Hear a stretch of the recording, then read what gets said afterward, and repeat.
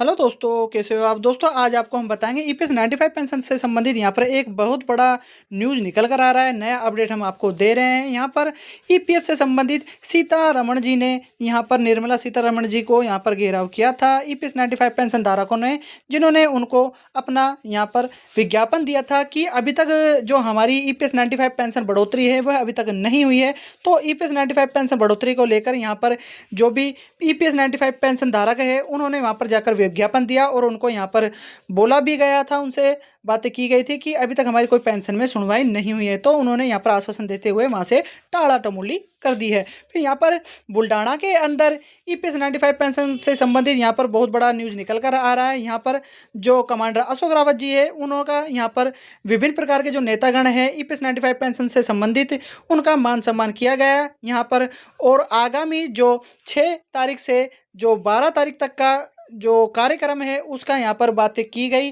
और आगामी जो रणनीतियाँ हैं उनके भी बातें की। और यहाँ पर 75 से 70 की उम्र के सभी लोगों का सम्मान किया गया था। यहाँ पर आपको हम फोटो के माध्यम से भी समझाने की कोशिश कर रहे हैं। आप देख सकते हो ईपीएस 95 पेंशन धारक यहाँ पर बैठे हैं और यहाँ पर सम्मान के तौर पर यहाँ पर आने वाले जो संगठन की जो रणनीति है कि अब आगे क्या करना है, तो ईपीएस 95 पेंशन धारकों की हक के लिए क्या क्या काम करना है उसकी बातें चल रही थी। तो यहाँ पर वृद्धापन दिन की जो हार्दिक शुभेच्छा भी दी गई थी, जिसमें ईपीएस 95 पेंशन धारकों की जो भी आगामी जो रणनीतियाँ है जो 6 जून स्थापना दिवस के तौर पर मनाया गया था और यहाँ पर आगामी जो कार्यक्रम है किस प्रकार से आगे चलेंगे उसकी भी बातें कही थी। और दोस्तों, आगामी समय के अंदर ईपीएस 95 पेंशन धारकों की जो राष्ट्रीय संघर्ष समिति है उसके 6 जून से जो नवा स्थापना दिवस है समारोह जो मनाया गया था 6 जून से 12 जून 2026 तक के लिए जो भी कार्यक्रम है, किस प्रकार से ध्वजारोपण है, एनएससी की जो रणनीति है, बैठक है, पिछले वर्ष से जो एनएससी के सदस्यों की जो बैठक है उनकी गतिविधियाँ क्या रहेगी,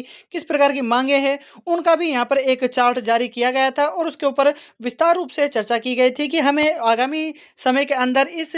जो कैलेंडर है इसके अनुसार आगे कार्य करने हैं और ईपीएस 95 पेंशन धारकों की जो हक की मांग जो उनकी मांग है उनके लिए हक के लिए आगे लड़ना है और आगे बातें करनी है। तो यहाँ पर फिर कर्नाटक से नया अपडेट निकल कर आ रहा था जिसके अंदर नरगुणे जी यहाँ पर नजर आ रहे थे। तो उनके साथ ईपीएस 95 पेंशन धारक के जो सदस्य थे उन्होंने अपना फोटो शूट करते हुए यहाँ पर बताया कि आगे की जो हमारी रणनीति है, जो ईपीएस 95 पेंशन धारकों की जो आवाज़ है वह हम बनकर और आगे गूंजेंगे और हमारे जो भी ईपीएस 95 पेंशन धारक है उनके लिए हक के लिए हम लड़ेंगे। यहाँ पर विभिन्न प्रकार की बैठकें नजर आ रही थी जहाँ पर ईपीएस 95 पेंशन धारकों के जो बैठकें हो रही थी उसके अंदर संबोधित करते हुए अलग अलग चर्चाएं की जा रही थी। बोला जा रहा था कि ईपीएस 95 पेंशन धारकों के लिए जो आगामी रणनीति है, किस प्रकार को हमको आंदोलन को तेज करना है, चलाना है, वह बातें की गई थी। यहाँ पर कर्नाटक के अंदर भी फिर एक नया अपडेट निकल कर आ रहा था जिसके अंदर कुछ ईपीएस 95 पेंशन धारक नजर आ रहे थे, वहाँ पर नरगुणे जी भी नजर आ रहे थे, वहाँ पर रणनीति बनाई गई थी और वहाँ पर ईपीएस 95 पेंशन धारक के अधिकतम वर्ष के लोग वहाँ पर खड़े थे और आंदोलन और नारेबाजी करते हुए नजर आए थे ताकि उनकी ईपीएस 95 पेंशन धारक की जो पेंशन है वह जल्द ही बढ़ सके। आपको यहाँ पता होगा, यहाँ पर मांडवीय साहब जी को, मंत्री जी को यहाँ पर ज्ञापन देते हुए ईपीएस 95 पेंशन के सदस्य यहाँ पर उन्होंने मांग की थी कि हमारी पेंशन पर किसी प्रकार की अभी तक कोई सुनवाई नहीं हुई है। तो उन्होंने भी अपना ज्ञापन दिया था। विभिन्न प्रकार के जो कार्यक्रम चल रहे हैं और उन्होंने भी कुछ फोटोशूट नजर आए थे फाउंडेशन डे के साथ यहाँ पर मनाया गया था नेशनल, यहाँ पर देख सकते हो एनएससी की टीम के द्वारा। और अलग अलग जो आगामी रणनीति है, आगामी जो ईपीएस 95 पेंशन धारकों की जो आवाज़ है किस प्रकार से गूंजेगी आगे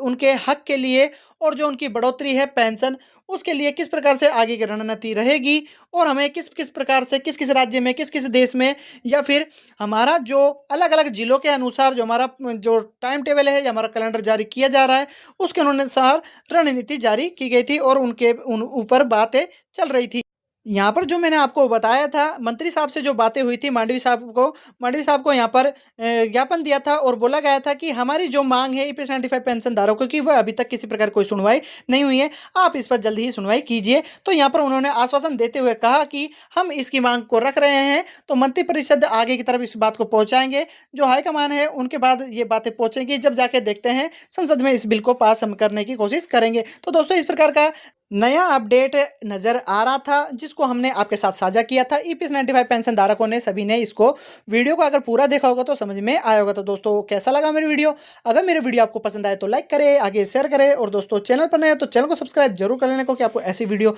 ऐसी जानकारी हमारे चैनल के माध्यम से मिलती रहेगी। तो दोस्तों मिलते हैं नए नेक्स्ट वीडियो में, जब तक के लिए जय हिंद।